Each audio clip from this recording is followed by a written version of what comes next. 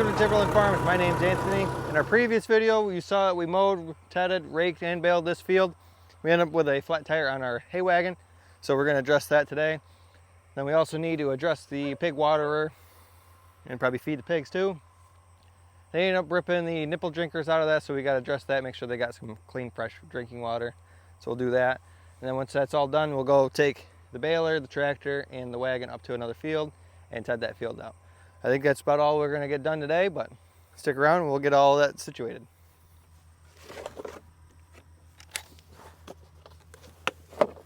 Who needs a jack when you have a tractor?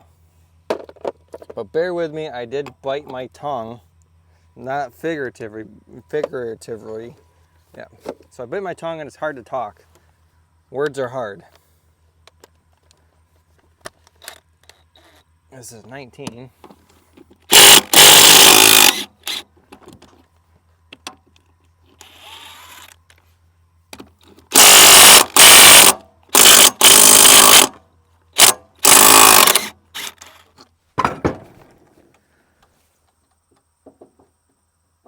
Well, it seems like the bearings are pretty decent.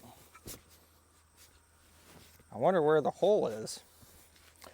So yeah, I didn't realize that this was flat until I went around the field another time and I saw an alligator out in the windrow. I was like, what's that from? Big chunk of rubber like this. Like, I don't remember mowing any tires or anything. No, it came off the wagon. So let's see if we can find a replacement for this guy. Well, I can't read a tire size on this guy. It is a 4-ply tire. But those are the only words left. Pretty sure it is a 15-inch. Went around and picked up a new tube for it. It's a 7.5 by 15. Looks close enough. Let's see if we can find a tire. Well, this is junk tire purgatory. We throw all of our tires here that we used to hold tarps down, hold round bales. What's this guy? It's a trailer tire. Is it a 15-inch? 225, 70, 15. Must have got ran over by something. That's a contender. It looks better than what's on there. Maybe we got another one. Oh man, I'm gonna end up wearing half of what's in this tire. But I think we found our contender. It's low on the tread department, and it looked like it needed alignment, whatever trailer this was on. But should serve us good enough.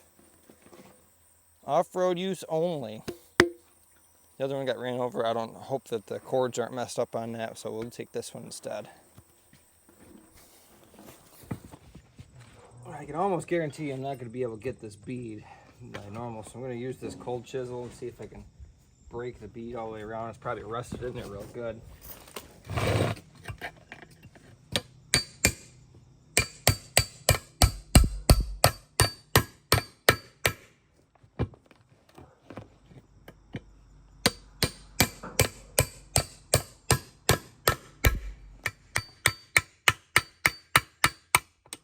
Ow, wrong nail.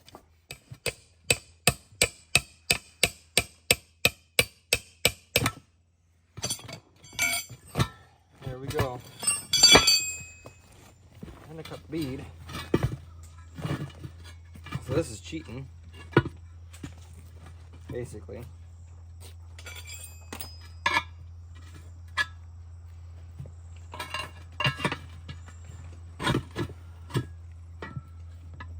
I've been running on it too. Yeah. Running on a flat tube is not good. No.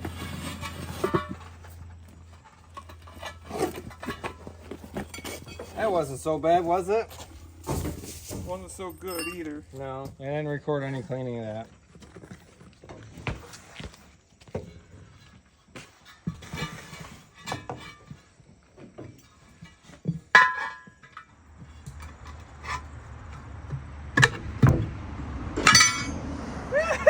Get back here. You can't have that. It's fine. Yeah, just that much. There's like no pressure. Yeah. It's less likely to roll.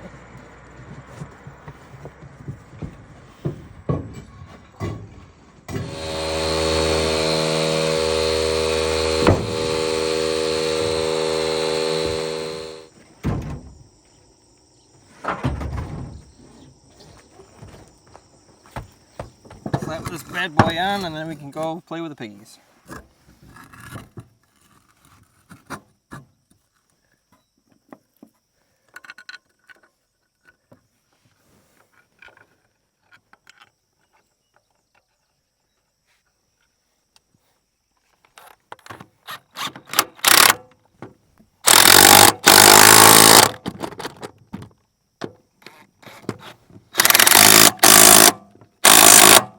So this is our water barrel for the pigs, and they usually get a little too rambunctious when I delay on filling this back up for them.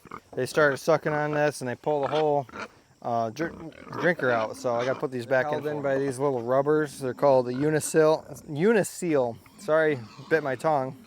These are for 3/4 inch. So these guys just press into a 7/8 hole. Come on.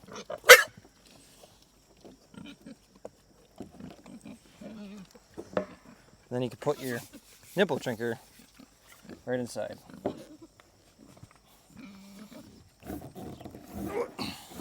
Takes a little bit of force, but they'll go in there. I'll repeat it for this guy here.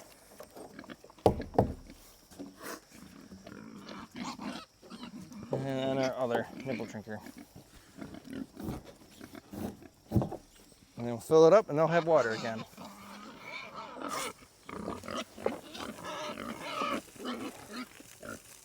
Have a little bit of a mud bath over here.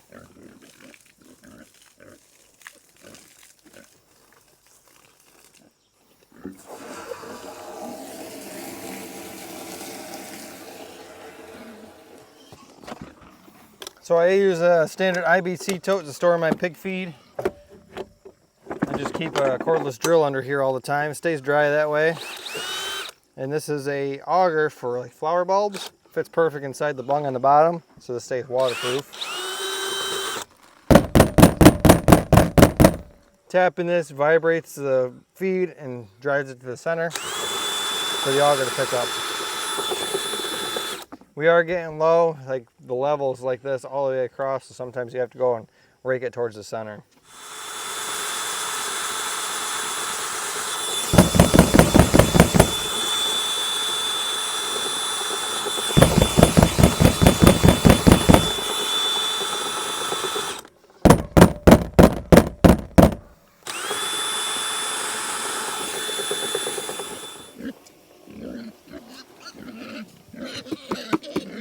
Now we'll fill this up again.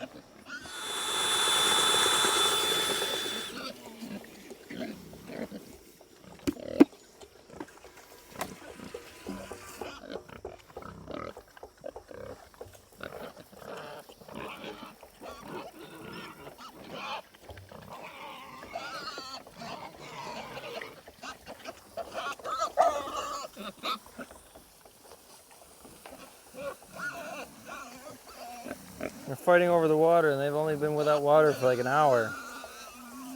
They're crazy.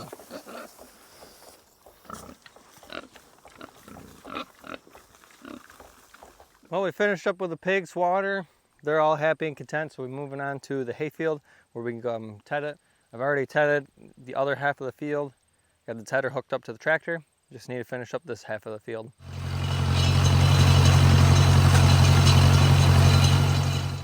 Quite a nice hayfield here, so we can finish up tedding this and then we'll rake and bale this tomorrow, but that's going to be a different video. So what tedding does is it fluffs up the hay, gets all the stuff that was on the bottom of the windrow, flips up to the top, lifts it up so there's more room for air to get in there, help it dry out faster, fluffs it up, makes the pile a little bit bigger, more surface area, dries out faster that way as well. And just mixes it around so the dry stuff can actually get some sunlight. Tell the difference between these two windrows, and then we pan over and you have these two windrows. It spreads it out a lot better, fluffs it up so it's not laying flat anymore. But right now I'm tedding this field in 3rd gear high range, just under PTO speed. Being under PTO speed makes the tedder work a little bit slower. It's not as violent on the hay itself, so there's less shatter. So hopefully we won't have a whole lot of chaff left over when bales are less dusty doing it this way.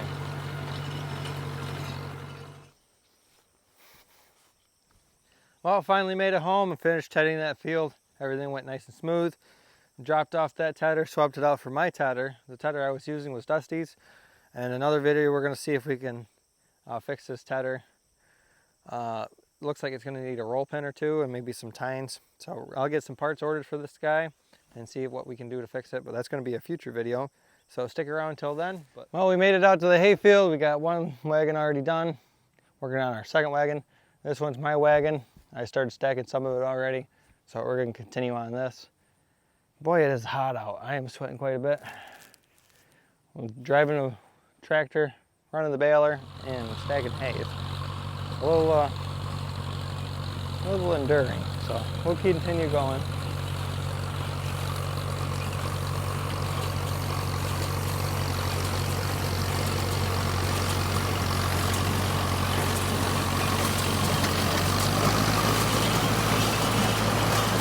It does seem like our flat tire change is holding up just good. Both tires on this side have been replaced. I know it's a little dark, the shadow on this side, but yeah, they're both replaced. They're working good.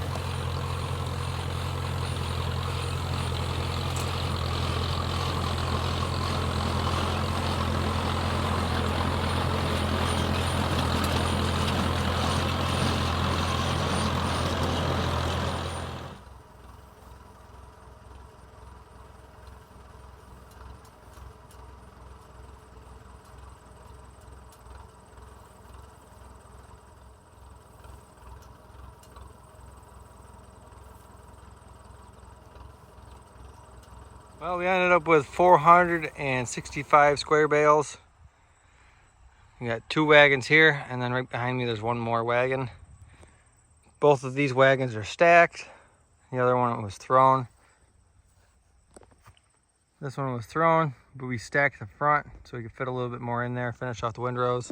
And we got 13 round bales. Well, we're gonna call that a wrap. Dusty's grabbed the round bales. He's over there in the distance with, I think, 11 round bales on the tractor. So I think we've got a total of 13. He carried one back with the round baler, left it in the bale chamber, and carried another one with the bed of the truck. But 465 square bales isn't bad for this small acreage. We're gonna split this up between the two of us. But yeah, I think that's it for this video. If you like this kind of stuff, hit the subscribe button. There's a lot more content like this to come. But thanks for watching. Hit the like button. Helps out the channel tremendously, and I hope to see you in the next one.